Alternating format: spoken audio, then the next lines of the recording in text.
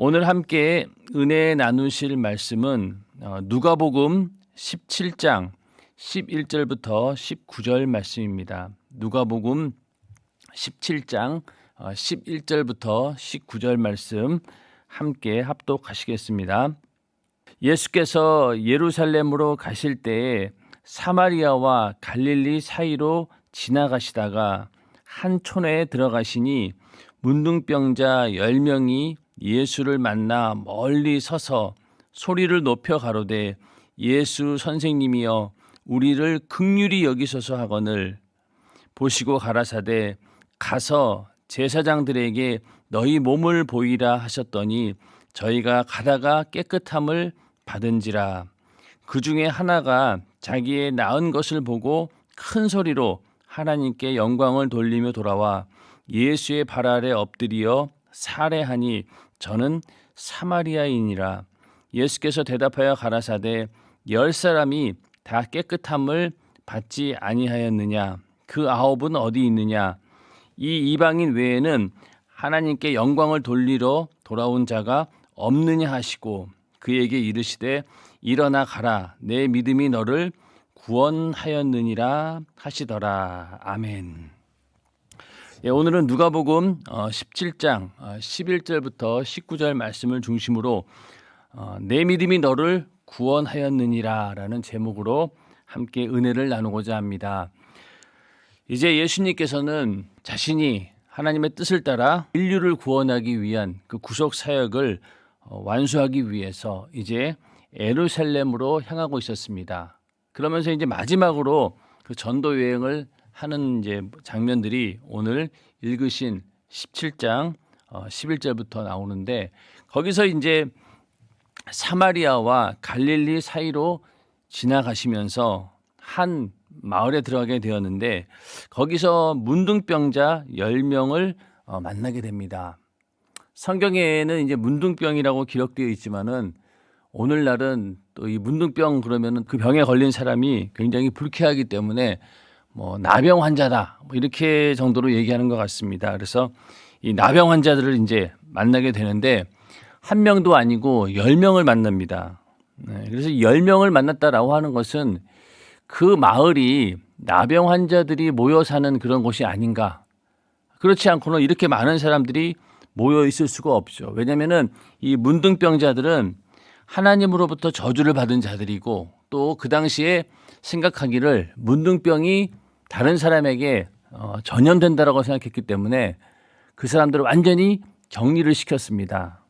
그러니까 격리되어 있는 상태인데 10명이나 되는 그런 나병 환자가 있었다라고 하는 것은 나병 환자들이 모여 사는 그런 마을이 그곳에 있었음을 우리는 알 수가 있습니다.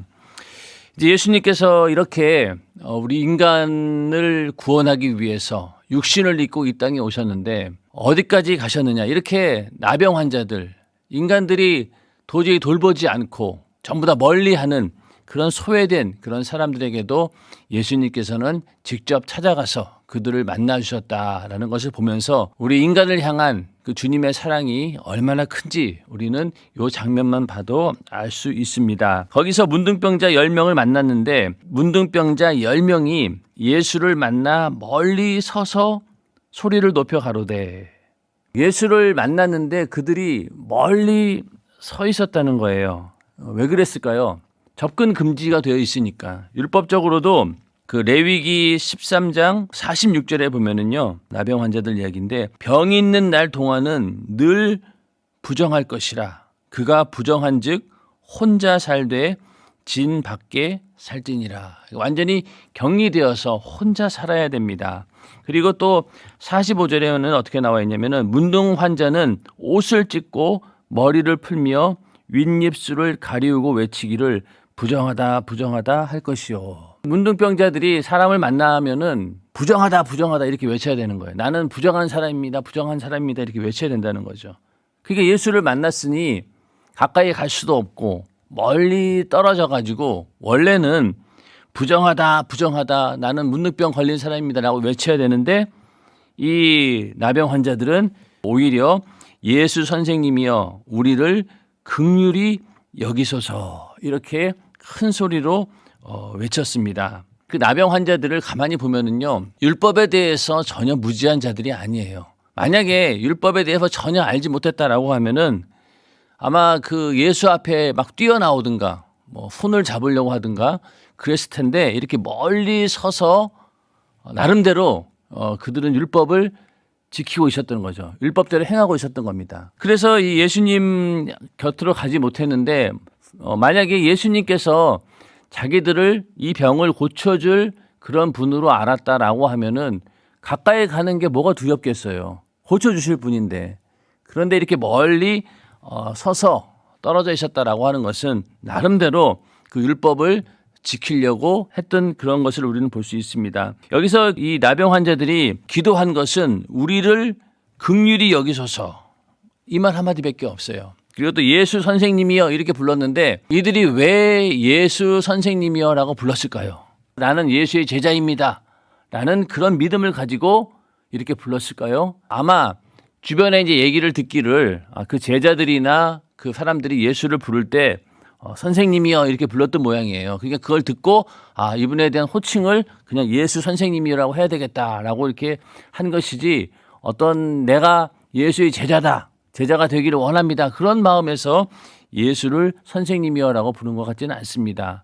우리도 처음에 예수를 믿을 때 하나님과의 관계 속에서 우리가 하나님을 찾고 또 부를 때 처음에는 그 호칭이 참 이게 애매한 경우가 많습니다. 그래서 이거 하나님을 어떻게 불러야 되나, 하나님 아버지라고 불러야 되나, 주여라고 불러야 되나, 뭐 예수님이라고 불러야 되나, 이렇게 호칭이 좀 혼동스럽지만은, 그러나 예수를 믿고 또 우리가 성령으로 우리가 거듭났다라고 하는 것을 체험하게 되면은 아주 자연스럽게 하나님을 아버지라고 부르게 됩니다. 그러나 그 나병 환자들은 아직까지 그런 단계는 아니었든지 하여튼 예수 선생님이여라고 이렇게 불렀습니다. 그리고 우리를 긍휼히 여기소서, 이 기도를 드렸던 것이죠. 긍휼히 여긴다라고 하는 이 말은요, 사랑과 은혜, 자비 이런 뜻이기도 한데, 이 긍휼은 하나님께서 우리에게 베푸시는 절대적인 은혜입니다. 우리가 인간이 뭔가를 했기 때문에 거기에 상응해서 어떤 보답으로 주어지는 그런 행위가 아니라 일방적으로 하나님께서 우리를 긍휼히 여겨주셔야지만이 되는 거예요. 우리 인간이 하나님으로부터 구원받을 수 있었던 것은요, 하나님께서 우리를 긍휼히 여겨주셨기 때문에 가능한 일이에요. 우리 인간은 죄로 인해서 영원한 지옥의 형벌을 피할 길이 없었고, 더 이상 우리 인간 스스로도 자기 자신을 구원할 수도 없었고, 어느 누구도 인간을 구원할 수 있는 방법은 없었습니다. 근데 만약에 하나님께서도 우리 인간을 볼 때 너희는 죄값을 당연히 치러야 돼 라고 했다라고 하면은 어떻게 되겠어요? 우리는 구원받을 길이 없어요. 그런데 참 감사하게도 하나님께서 우리 인간을 긍휼히 여기셨다는 거예요. 불쌍히 여기시고 구원해 줘야 되겠구나라는 그런 마음을 가졌다는 겁니다. 그러므로 이 긍휼이라고 하는 것은요, 어떤 언약 관계 그런 걸로 인해서 계약 관계 속에서 이루어지는 것은 아닙니다. 그 이상을 초월하는 거죠. 자, 이스라엘 백성들이 하나님과의 그 언약 관계, 시내산에서 맺었던 그런 관계들, 또 수많은 말씀 가운데서 하나님과 그런 약속을 하긴 했는데 어떻게 했습니까? 이스라엘 백성들은 끊임없이 그 언약을 파기시켰습니다. 배반했습니다. 그럼에도 불구하고 어떻습니까? 하나님은 끝까지 그 이스라엘 백성들을 사랑해 주셨습니다. 그게 바로 긍휼이죠. 우리가 부모가 자녀에 대한 사랑도 그렇지 않습니까? 거기는 무조건적이에요.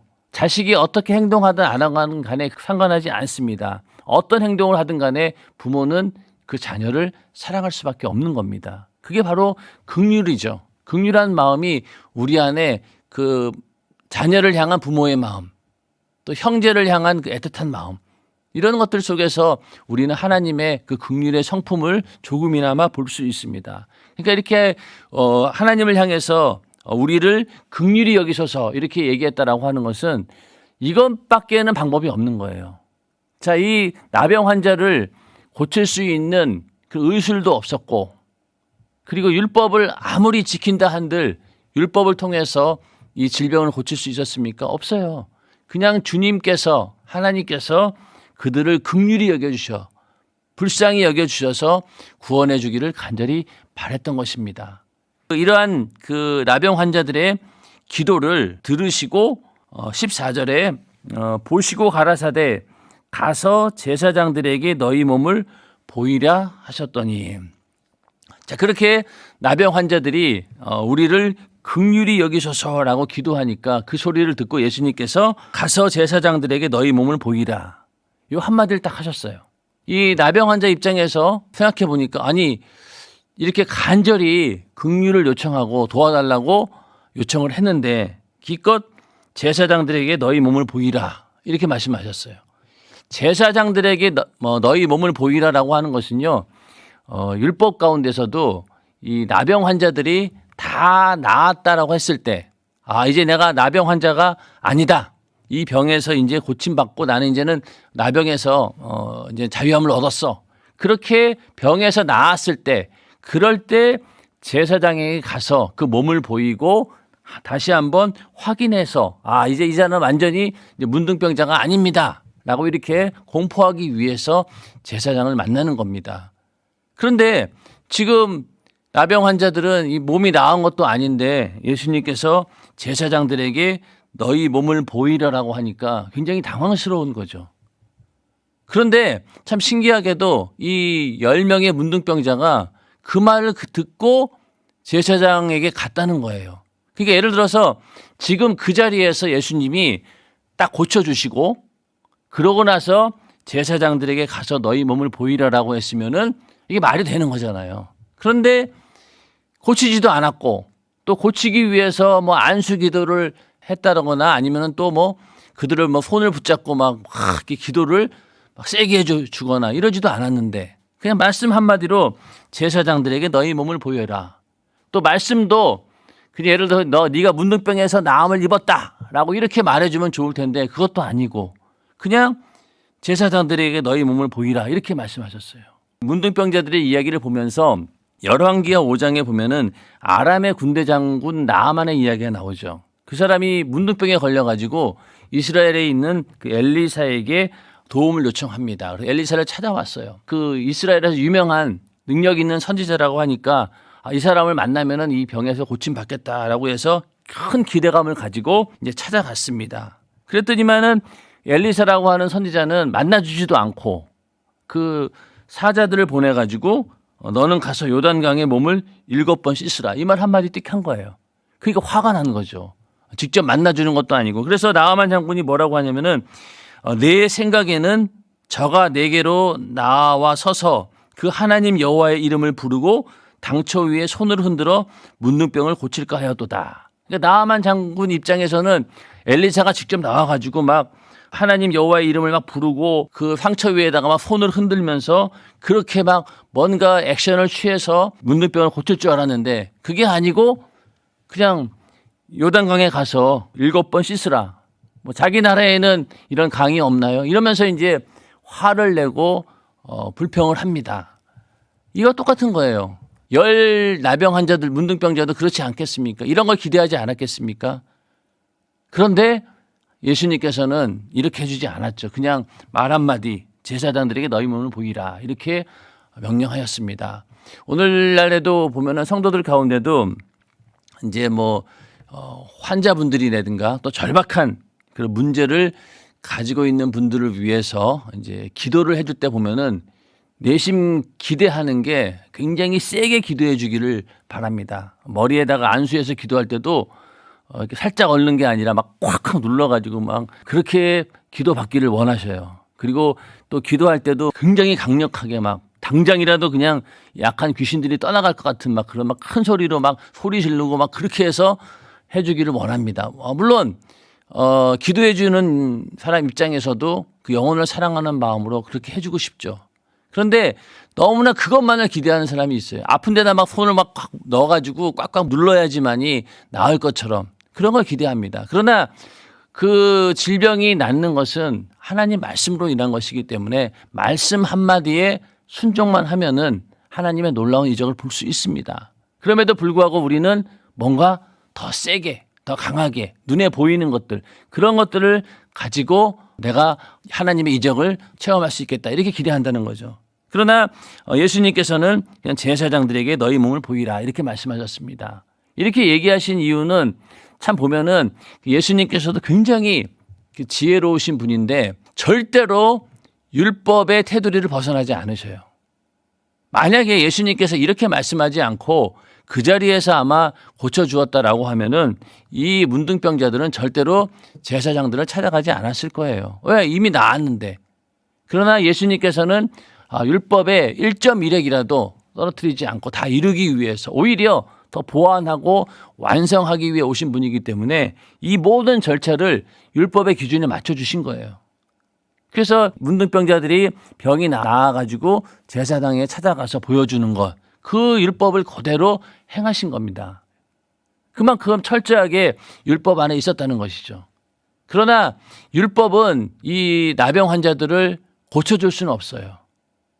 나병 환자가 고침 받아가지고 그것을 확인해 줄 수는 있었지만은 고쳐주지는 못했습니다. 그러나 예수님께서는 절대 그 당시 의술로는 고칠 수 없는 그런 불치의 병을 고쳐주셨죠. 그래서 이제 제사장에게 너희 몸을 보이리라 이렇게 말씀하셨는데 이건 결국 뭐냐면은 문둥병이 나을 것이라는 거예요.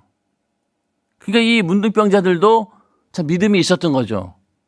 그 말씀에 순종해서 제사장에 가고 있었습니다. 그래서 저희가 가다가 깨끗함을 받은지라. 이게 굉장히 중요하죠. 아까 말씀드린 대로 예수님께서 이 제사장들에게 너희 몸을 보이라 라고 말이 떨어지는 순간 문둥병이 싹 나았으면은 그게 그렇게 되면은 당연히 제사장에 갈 수 있는 거잖아요. 근데 이게 아니라 저희가 가다가 깨끗함을 받았다는 거예요. 그 말씀에 순종해서 내가 행동으로 옮겼을 때 하나님께서 역사해 주셨다는 겁니다. 아직까지 이루어지지 않은 일이지만은 그것을 바라보고 실상으로 바라보고 나아갔다는 거예요. 그러니까 이미 고침받을 것을 믿고 제사장에 간 거죠. 가다가 정말로 깨끗함을 받았습니다. 그래서 이 나병에서 나은 후에 제사장에 가는 것, 이것은 바로 율법의 원리죠. 나병에서 고침받았으면은 당연히 제사장에 가가지고 확인받는 것. 그건 당연한 율법의 법칙입니다. 그런데 제사장에 가는 중에 나병이 낫는 것은 예수님께서 하신 일입니다. 이거는 복음이 할 수 있는 일이죠. 율법으로는 할 수 없는 일이에요. 복음만이 할 수 있는 일이었습니다. 그래서 예수님께서는 이렇게 율법을 완전케 하신 분이다라고 하는 사실을 이 사건을 통해서도 우리는 볼 수 있습니다. 하여튼 이 10 문둥병자들은 믿음이 있었던 거예요. 그 믿음을 통해서 하나님의 놀라운 이적을 체험했습니다. 이것도 아무나 할 수 있는 일은 아니죠.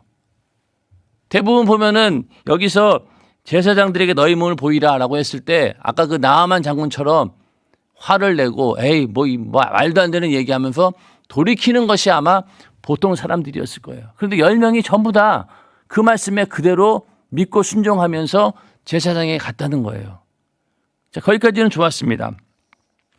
15절에 가서 그 중에 하나가 자기의 나은 것을 보고 큰 소리로 하나님께 영광을 돌리며 돌아와.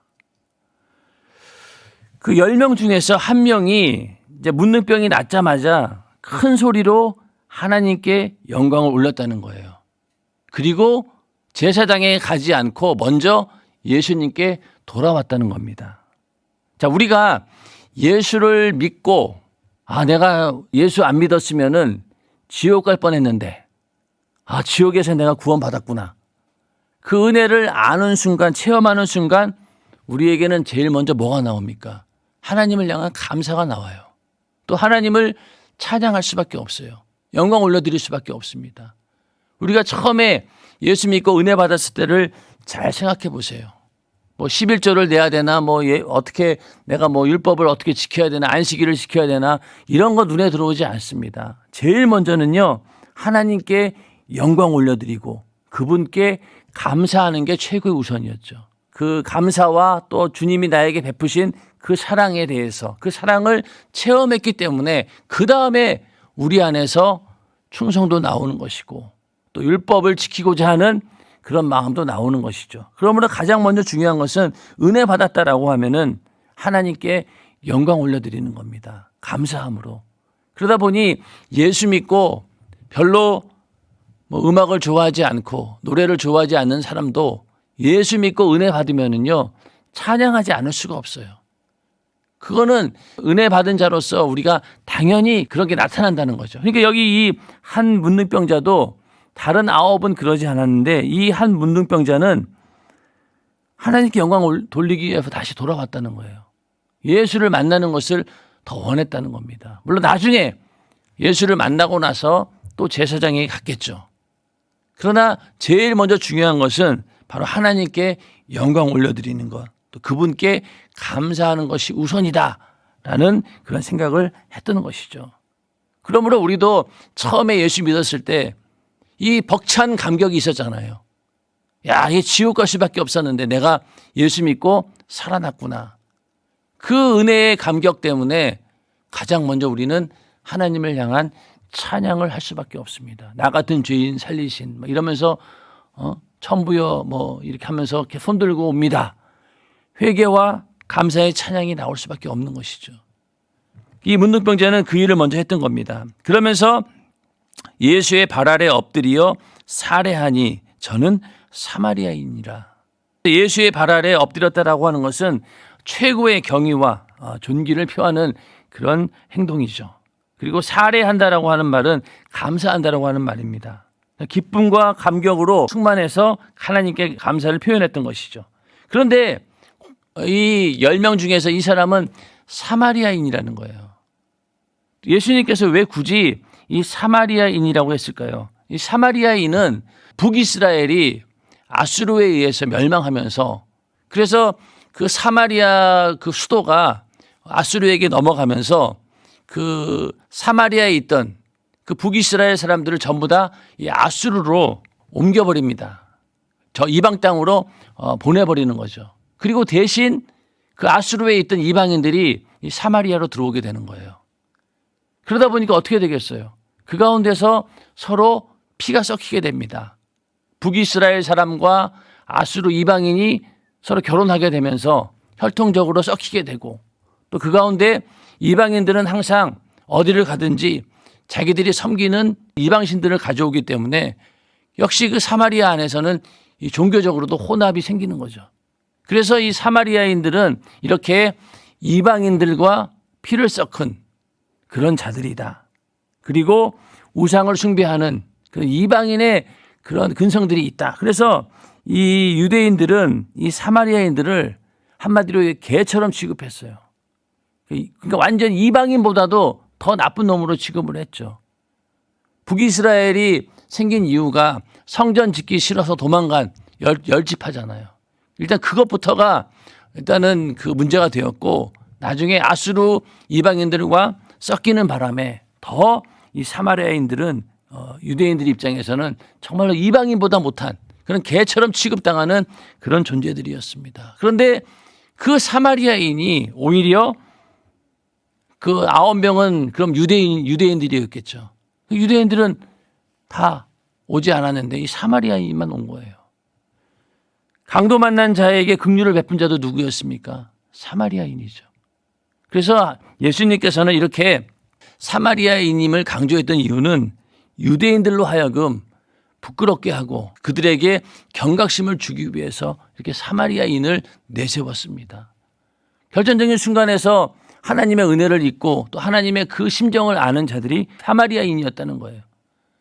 그러니 그 나머지 9명 그들은 분명히 유대인들이었고 하나님께서 선택하신 그런 민족이었고 늘 하나님의 그 끊임없는 사랑을 베풀었던 그런 이스라엘 족속이었는데 그들은 예수에게 오지 않았습니다. 그러니까 거기 얼마나 예수님께서 서운하셨겠어요. 그래서 17절에 가서 예수께서 대답하여 가라사대 10사람이 다 깨끗함을 받지 아니하였느냐. 그 9은 어디 있느냐. 그 9은 어디 있느냐라고 하는 그 말씀 속에는 내가 그렇게 오랫동안 택했던 그 이스라엘 민족 그들은 다 어디 갔냐 이거죠. 오히려 이 이방인 이 이방인과 같은 그 사마리아인만 나에게 돌아왔다. 이 정도로 이렇게 은혜를 모를 수 있을까? 그러면서 예수님께서 굉장히 서운한 마음을 이렇게 비추신 겁니다. 그러면서 이 이방인 외에는 하나님께 영광을 돌리러 돌아온 자가 없느냐 하시고. 자, 과연 그 9은 어디로 갔을까요? 9은. 그 9명의 입장에 생각을 해보면은요. 자, 문둥병이라고 하는 것은 오랫동안 가족들로부터 격리되어 있는 거죠. 최근에 그 코로나 바이러스로 인해서 한 2주간 격리되어 있다가 온 분들 얘기를 들어보면은 그 2주간이 정말로 한마디로 얘기해서 이게 사는 게 아니라는 거죠. 격리되어 있다는 그 자체가 얼마나 고통스러운 일인지 깨달았다는 거예요. 그런데 이 문둥병자는 어떻게 했어요?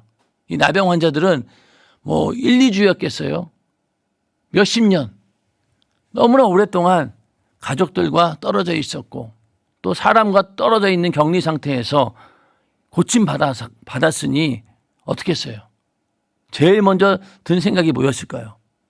가족들을 만나러 가야 되겠다. 맛있는 거 먹어야 되겠다. 이런 거 아니겠어요? 또 사람들을 만나러 가야 되겠다. 거기에 우선을 두었기 때문에 이 9명은 그 길로 가버린 거예요. 집으로 가고 가족을 찾아서 간 겁니다. 한마디로 얘기해서 육신의 생각을 따라 갔던 거죠. 그러나 그중에 한 나병 환자, 이 사마리아인만은 은혜를 기억하고 은혜 베푸신 예수에게로 돌아왔던 겁니다. 오늘날 우리들도 이런 경우가 있죠. 큰 질병, 도저히 인간의 힘으로 고칠 수 없는 그런 병에서 고침을 받는 그런 사람들이 있습니다. 그런데 그 사람들이 병 고침 받기 전까지는 하나님께 기도하고 하나님 제가 이 병만 고쳐주시면은 내가 주를 위해 살겠습니다. 막 이렇게 고백하고 기도했던 사람이 막상 병 고침을 딱 받고 나니까 어디로 갑니까? 그동안 내가 하고 싶었던 거 이런 거 하면서 다시 세상으로 돌아간다는 거예요. 바로 이 9 문둥병자가 똑같은 거예요. 그런 일들이 굉장히 많습니다. 그래서 우리가 병에서 고침을 받고 문제에서 해결받고 이거보다도 더 중요한 것은요. 예수를 만나는 것이 더 중요한 일입니다. 인정하시면 아멘 하시기 바랍니다. 병 고침을 받든 아주 불가능한 문제를 해결받든 그러나 결국 한 번 죽는 것은 변함이 없어요. 그 전에 예수를 만나서 예수를 영접하지 않고는 절대로 우리는 영혼의 때에 영생의 자유가 없습니다. 그렇기 때문에 병 고침보다 문제 해결보다 어떠한 문제보다 가장 중요한 것이 무엇입니까? 바로 내 영혼이 구원받아서 지옥 가지 않고 천국 가는 것. 이것이 더 중요합니다. 지금 당장 나를 죽이려고 하는 암병보다 더 무서운 게 지옥의 형벌이죠. 그래서 지옥의 형벌을 피하고 예수 믿고 천국 가는 것이 제일로 우선되어져야 될 일입니다. 그러니까 여기서 이 9명의 나병 환자들은 더 신령한 기회를 놓친 거예요. 예수를 만나고 예수를 영접할 수 있는 그 기회를 놓쳐버린 거죠.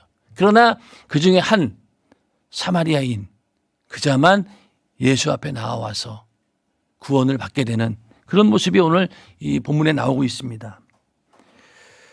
그래서 오늘날 우리들도 이 9 나병 환자처럼 항상 보면은 하나님을 찬양하고 경배하고 예배하기보다는 하나님께 이것 주세요, 저것 주세요라고 내 육신에 필요한 것들을 구하기에 급급합니다. 또 내가 가진 것에 감사하기보다는 내가 가지고 있지 않는 것, 그것을 자꾸만 또 달라고 하나님께 요청하는 그런 일들을 우리는 볼 때 나에게도 이런 9 나병 환자의 근성이 있구나라는 그런 생각을 하면서 우리는 하나님 앞에 과연 진정으로 하나님께서 기뻐하실 것이 무엇인가, 하나님께서 우리를 통해서 받기를 원하는 게 무엇인가를 잘 살펴보면서 하나님께 영광 올려드리고 감사하는 삶이 되시기를 주님의 이름으로 축원합니다. 그래서 범사에 감사하라고 하고 있죠. 또 에베소서 5장 20절에는 범사에 우리 주 예수 그리스도의 이름으로 항상 아버지 하나님께 감사하며, 항상 범사에 감사하는 이것만이 주님께서 우리를 기뻐 받으시고 또 인정해 주시고 주님을 기쁘시게 할 수 있는 유일한 것이 바로 이렇게 하나님의 은혜와 사랑에 감사하는 것이죠. 그런데 이 은혜 받은 사람들의 태도를 보면은 은혜를 완전히 잊어버리는 그런 사람들이 있죠. 은혜의 반대가 뭐예요? 원수진 거잖아요. 원한. 예를 들어서 누가 나에게 그 원한을 사게 했어요. 그러면은 이 원한은 죽어도 잊지 못합니다. 그래서 은혜는 물에다 새기고 그리고 원한은 돌에 새긴다 이런 말이 있잖아요. 그 은혜는 물에 새겨가지고 없어져 버려요. 금방 잊어버립니다. 그런데 이 원한은 돌에 새겨가지고 영원히 잊지 않고 어떻게든 내가 이 원수를 갚아야지 이런 마음이 우리에게 있다는 거예요. 만약에 원수 갚는 일처럼 보답하겠다라고 하면은요 참 세상이 훈훈할 거예요. 그런데 은혜 받은 거는요 다 잊어버리고 물에 새긴 것처럼 잊어버리고 이 원한은 끝까지 남아요. 마음속에 깊이 없어지지가 않아요. 그게 바로 우리 인간들입니다. 그 다음에 또 은혜를 원수로 갚는 사람들도 있죠. 내가 받은 은혜가 너무 감당하기 어렵고 또 너무 신세를 진 것 같으니까 오히려 그것이 마음에 부담감이 생겨가지고 반대로 그 은혜를 원수로 갚는 그런 배은망덕한 그런 사람들도 있습니다. 그런 굉장히 악한 사람들이죠. 평생 또 은혜에 보답하며 사는 사람이 있습니다. 우리는 첫 번째, 두 번째가 아니라 평생 내가 받은 그 은혜에 보답하는 그런 삶을 살아야 됩니다. 사랑과의 관계에서도 그렇고 하나님과의 관계는 더더욱 그렇죠. 그래서 우리는 항상 하나님의 은혜 받은 자이다. 아까 그 문둥병자가 처음에 기도했던 것처럼 우리를 긍휼히 여기셔서 우리도 그 기도에 응답받은 자들이에요. 하나님께서 우리를 긍휼히 여기지 않았으면 우리는 여전히 지옥에 갈 수밖에 없는 그런 존재이죠. 그런데 하나님께서 우리를 긍휼히 여겨주신 겁니다. 그러니 우리도 받은 은혜가 감사하니 늘 하나님께 영광 올려드리고 나는 이런 은혜를 받은 자입니다라는 고백이 우리 안에서 넘쳐나야 되는 것이죠. 그래서 19절에 가서 그에게 이르시되 일어나 가라 내 믿음이 너를 구원하였느니라 하시더라. 여기서 구원이라고 하는 말을 주님께서 사용하십니다. 자, 병고침도 구원의 일부분이에요. 그러나 진정한 구원은 어디에 있습니까? 영원히 구원받는 거죠. 그래서 베드로전서 1장 8절부터 9절에 보면은요. 예수를 너희가 보지 못하였으나 사랑하는도다. 이제도 보지 못하나 믿고 말할 수 없는 영광스러운 즐거움으로 기뻐하니 믿음의 결국 곧 영혼의 구원을 받음이라. 믿음의 결국이 곧 영혼의 구원이라는 겁니다. 그러니 이 나병 환자가 이 나병에서 고침받는 것도 큰 은혜지만은 그거보다도 더 큰 은혜가 무엇이라고요? 영원히 구원받는 것. 10명 중에서 1명만 주님으로부터 내 믿음이 너를 구원하였느니라 이렇게 말씀하고 있는 겁니다. 9은 병고침 받고 예수의 그 놀라운 이적을 체험했음에도 불구하고 나중에 그들이 예수를 믿지 않을 수도 있잖아요. 오늘날도 마찬가지입니다. 아까 말씀드린 것처럼 병고침 받았어요. 정말로 불가능한 문제를 해결받았어요. 그럼에도 불구하고 나중에 그 영혼이 구원받지 못하는 그런 경우들도 있습니다. 그걸로 그냥 만족하고 다시 세상으로 가버린 거예요. 우리는 절대로 그런 자들이 아니라 병고침 받았으면은 그것이 결국은 영혼의 구원으로 이어져야 된다는 것이죠. 그래서 이 구원받은 자는요, 결국 예배자가 된다는 거예요. 예배가 뭡니까? 하나님께 영광 올려드리는 것이고 또 주님을 만나는 것 아니겠습니까?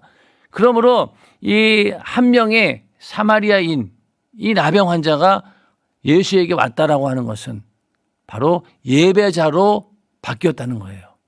그러니까 은혜 받았습니까? 내가 질병에서 고침받고 문제에서 해결받았고 도저히 해결할 수 없는 그런 불가능한 문제를 해결해 주셨어요. 그러면은 그 다음에 우리는 어떻게 해야 되느냐? 은혜에 감사하면서 우리는 하나님께 예배하는 예배자가 되어야 된다는 겁니다. 그것이 완성이에요. 그런데 많은 사람들이 그 9명처럼 그냥 그 예배하는 자리까지 오지 못한다는 거죠. 그래서 우리가 은혜 받은 자의 결국 있어야 될 자리는 바로 예배하는 자리입니다. 거기서 하나님께 영광을 올려드리고 주님을 만나는 것. 이것을 사모할 수밖에 없다는 거예요. 오늘 우리가 이 10명의 나병 환자를 보면서 그 9은 어디 갔느냐? 과연 내가 그 9 가운데 있는지 아니면 이 1명 그 가운데 있는지 우리는 잘 살펴보아야 될 것입니다. 이 나병 환자를 가로막고 있었던 것은요, 질병이었죠. 또 그 질병 가운데서도 저주받은 질병, 그 질병과 저주가 이 나병 환자를 가로막고 있었습니다. 율법을 아무리 지킨다 한들 율법도 그들의 병을 문제를 해결해 줄 수는 없었어요. 그러나 예수를 만나고 병고침 받게 되었죠. 그러나 그것으로 끝난 것이 아니라 그 중에 1명은 어떻게 되었습니까? 예수를 영접하고 예배자가 됨으로 인해서 그 영혼이 구원받았다라고 하는 것. 그래서 우리는 결국은 이 영혼 구원이 최종 목적이 되어야 됩니다. 이 땅에서 별의별 문제들이 다 있고 그런 것들 다 하나님의 은혜 가운데 해결받는 것도 중요하지만은 그러나 내 영혼이 지옥에 가지 않고 천국 가게 하는 것, 이것이 제일로 중요하다는 거죠. 이것만이 오늘 우리가 주님께서 원하시는 것이고 결국 주님이 원하는 게 바로 이런 모습인 거죠. 예배하는 자. 그 예배 가운데 뭐가 있는 거예요? 은혜에 대한 감사가 있다는 거죠. 그래서 그러한 자를 하나님께서는 지금도 찾고 계신다. 그렇지 않은 자들에게는 그 아합은 어디 있느냐 라면서 굉장히 서운해 하신다라는 겁니다. 과연 우리는 어디에 속해 있습니까? 그 9명의 근성이 우리 안에도 여전히 있지 않습니까? 그런 것들 이 시간 싹 다 털어내 버리시고 온전히 하나님께 영광 올려드리고 주님 만나는 것을 최고의 기쁨으로 아는 그런 예배자의 삶을 살아가시기를 주님의 이름으로 축원합니다. 기도하겠습니다.